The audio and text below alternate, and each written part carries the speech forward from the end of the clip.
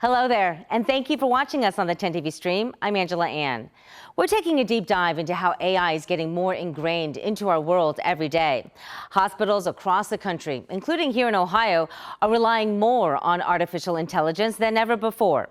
The goal is to improve patient outcomes and streamline operations. But as 10 TV reporter Kevin Landers explains, AI is also reshaping how care is delivered, and it's raising new concerns about safety, accuracy, and oversight. I keep getting this weird dizzy feeling sometimes, like I'm about to pass out, but then I do not. There's little debate that artificial intelligence My mom had some kind of heart thing when I was little. is transforming healthcare. It's teaching future doctors like Brent Henderson, Any fevers, sinus congestions. who practice patient interactions using AI-generated simulations. And have you tried anything to either have these episodes stop or stop them from happening more frequently?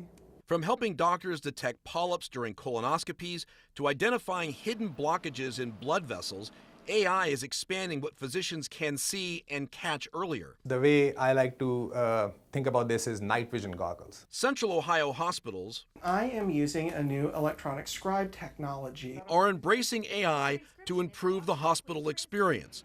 One example is called ambient AI.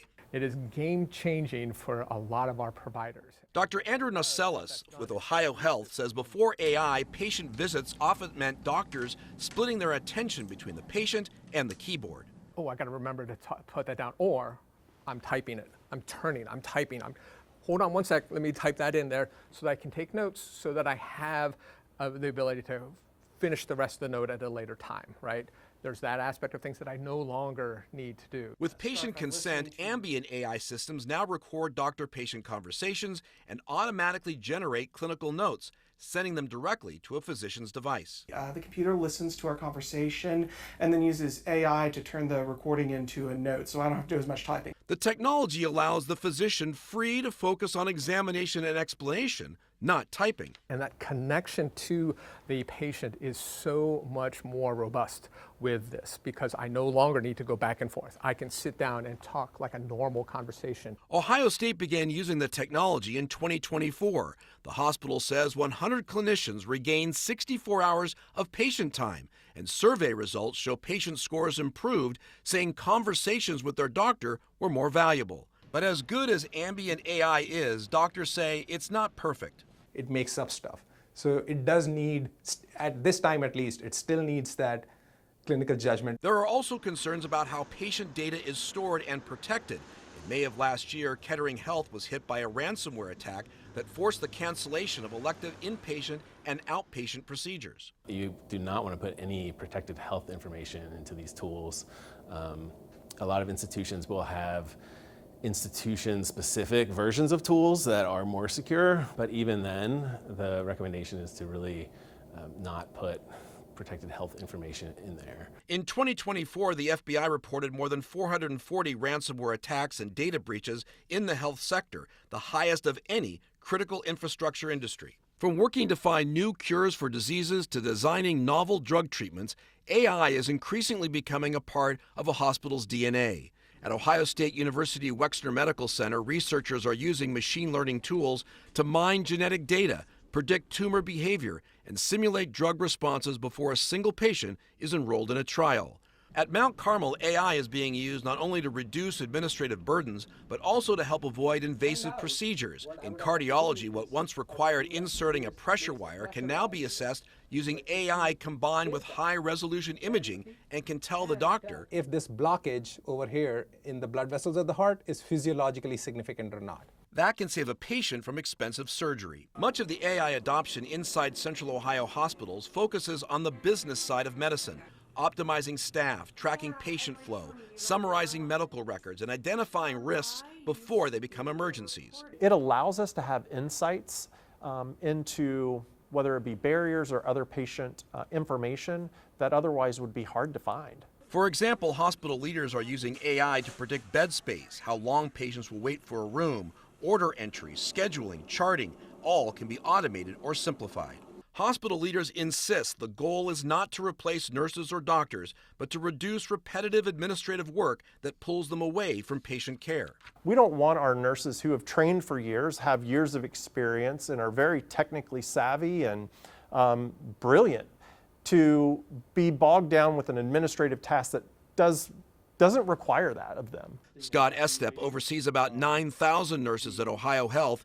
He says AI tools can handle documentation, letting nurses stay on the floor where they're trained to be. We have never once had the conversation of how do we remove the caregiver from the equation. There are concerns inside the nursing profession that AI may one day replace them at the bedside, that a machine can read vitals, call up alerts, and even reconstruct a patient's story without a human touch. It's natural for our front line to immediately leap to, are you trying to get rid of me at the bedside? And I can point to about 100 examples of where we've done no such thing, right? I don't believe that you can ever replace the touch of a hand on somebody who is dying. Across the country, medical researchers often rely on AI-based search engines like Open Evidence to help synthesize massive amounts of medical literature, tens of thousands of papers and guidelines, and clinical trials published every year. As much as AI search engines can help, hospitals are also cognizant not to rely on them entirely. You don't want to overly rely on a tool like that for a purpose like that for various reasons. One of which is something we call de-skilling, which is providers losing their ability to make clinical diagnoses by themselves if they're overly relying on things like that. As hospitals begin to lean into the use of AI to help answer medical questions, the responsibility to provide an accurate diagnosis still falls on the human, not the machine.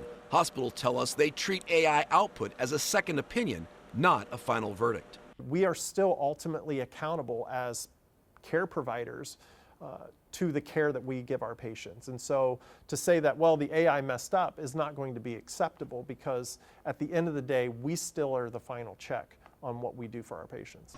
Dr. Zha Ning of Ohio State says while clinicians rely on artificial intelligence to help summarize a medical study, she says the computer only knows what it's being fed. AI is not generating new things, it's synthesizing what we already know.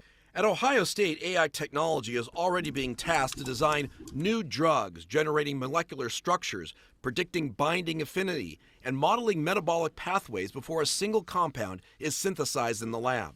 In the drug discovery domain, I see more and more AI effort has been developed to accelerate that process. Like even at OSU, we have ways to design new molecules, to synthesize new molecules, all using AI. When asked if AI will help solve some of the most common diseases like diabetes or certain forms of cancer, Dr. Ning says the solutions will likely still come from human intelligence, but supercharged by computer power. We don't even have a full knowledge or full understanding of these diseases, so I don't really expect AI can really have better understanding than we do. While AI-enabled search tools and AI-enabled medical devices are helpful, hospitals remain cautious about over-reliance, and there's reason for concern. Alexander Everhart is an expert on how regulatory decisions affect the safety and effectiveness of medical technologies. And I think when it comes to AI especially, there's just like a wide range of functionalities and potential things these algorithms can do that manufacturers are not fully accounting for, or the FDA is not fully accounting for when these devices are already brought to market. FDA records show that from 1995 through mid-2025, more than 1,300 AI-enabled medical devices have been authorized, with roughly 75 to 80% in radiology. A study led by researchers from Johns Hopkins, Georgetown, and Yale examined 950 FDA-cleared artificial intelligence-enabled medical devices and found that 60 of them were linked to 182 recall events. About 43% of those AI device recalls occurred within the first 12 months after clearance, which is about twice the early recall rate observed for all devices. Reports have found AI-enabled devices failing to recognize abnormal heart rhythms, misidentifying body parts during ultrasounds, or misreading X-ray features that a trained radiologist would catch. Unlike new drugs, many medical devices, including AI-enabled tools, are not required to undergo human clinical trials before clearance. Yes, that is absolutely normal. That's something that is a general practice for FDA, not exclusive to AI-enabled devices. The vast majority of medical devices that are authorized by the FDA are authorized through what is called the 510(k) pathway, where the manufacturer demonstrates that their new product is substantially equivalent to an existing product that has already been authorized by the FDA. He told me one of the biggest issues facing the FDA is the lack of staff to approve AI-enabled devices, which require the agency to approve a product within 90 days. There have been concerns generally that these deadlines create pressures to just authorize things regardless of whether there's been like sufficient review. And I imagine those pressures have been exacerbated due to the staffing challenges over the past year. As hospitals move quickly to adopt AI, they face a growing challenge balancing innovation with patient safety in a field where algorithms can change overnight, but mistakes still carry real-world consequences. How frequently are these episodes happening to you? As for Brent Henderson, who is preparing to graduate from medical school, he sees artificial intelligence more of a teaching tool rather than a substitute for real-world medical analysis. There is a difference to interviewing like a real patient in like a real clinical setting, but from a training standpoint, it's very similar to a kind of a standardized patient. You think this is going to make you a better doctor? I think it has its place. Kevin Landers, 10 TV News.